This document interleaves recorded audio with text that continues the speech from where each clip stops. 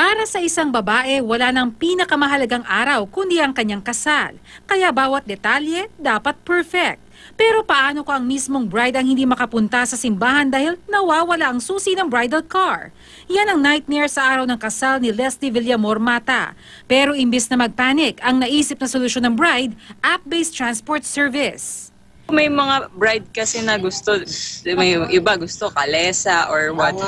Sa akin lang, if practicality tapos hindi kayo mapamahiin, okay na rin yun. Ilang minuto lang, dumating na ang sasakyang maghahatid sa kanya sa kanyang forever. Laking gulat daw ng driver dahil hindi niya akalaing babaeng nakatrahe de boda ang kanyang pasahero. Pinag-pray over niya kami na i-bless yung kasal kasi Christian nga daw siya. Tapos, yun. Nag-antay pa siya na maisarado yung simbahan for my grand entrance. At para magmukhang bridal car, nilagyan ng mga wedding coordinator ng bulaklak ang sasakyan. Ilang minuto lang, nakarating na sila sa simbahan. At sa huli, ang muntik ng maunsyaming kasalan natuloy pa rin. Bernadette Reyes, Nakatutok, 24 Oras.